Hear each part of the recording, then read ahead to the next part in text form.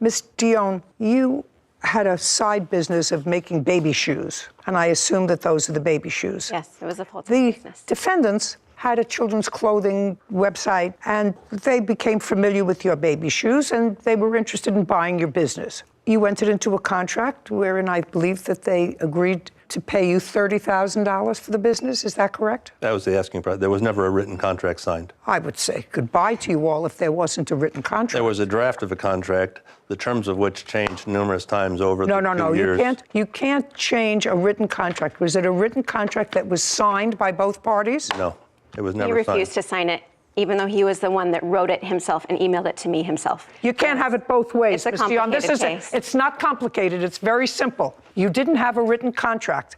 If you had an oral contract, that's one thing. I do have that, actually. I have audio that we can play right now telling him that he promises to pay me $30,000 regardless of how long I worked for him. Just a second. The original deal that you had was for $30,000. There was actually... Agreed to accept $30,000 from him for the business, and you would stay with the business for a period of time, either 4 months or 6 months. I'm not exactly sure what it is, but that is totally reasonable because he wasn't in the baby shoes business. According to your complaint, you were going through some marital difficulty, you were going through other major problems, and you called him within the period that you were supposed to be working for him and said, this is too much for me, I can't do it. I read your complaint. Do you understand? That's a breach of your contract, if there ever was a contract. That was, listen to me carefully. Look in the contract, it says that he would take away $400 per week that I did not work for him. This is not, listen to me, Mr. Young, listen to me very carefully. This is an unsigned contract. Why did you send it to me then? Just a second. He gave you $31,000. He did not. He gave me $5,000. Just a second. He says he gave you over the period of time $30,000. Did you give her? I have to. But just a second. In the period of time that we've known Ms. Dion and worked with her, I've given her $31,668. I have proof that says otherwise. I'd like to see it. Here are my hourly paychecks. No, not. Those are paycheck stubs, of which of the $31,000 she received, that were not part of the business purchase price. Listen. No, you're right. That was pay stubs. I have to explain something to you. There was no written contract and clearly no meeting of the minds based upon what you both told me today. What was I supposed to do? I signed the contract and gave it back to him. Then you should have done nothing. If he didn't sign it, you should have done nothing. I was a single mother at the time. Mr. Young, you have to understand, this is a court. He had all of my assets. This is a court. It's not Dr. Phil.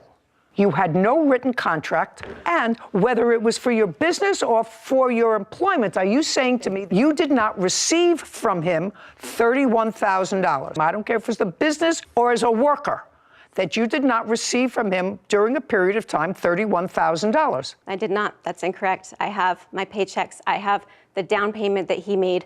I have the installments that he made. Just a second. All of which add up to $31,000. Just a second. Add them up, and I asked you a question. How much was it?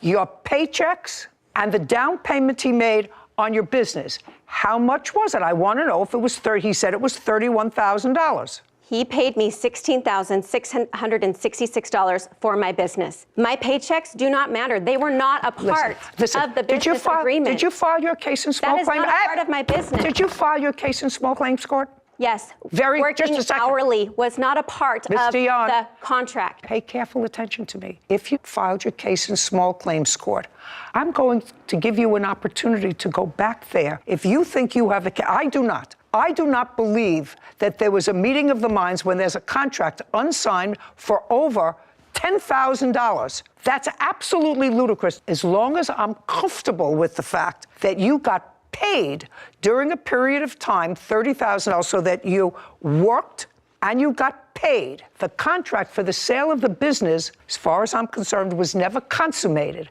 I'm going to let you go try to explain your position to a judge in either Superior Court, because I don't think small claims courts hear cases up to $10,000. I don't know where you're from. In Utah. Well, go back to Utah. This case is dismissed without prejudice. We're done.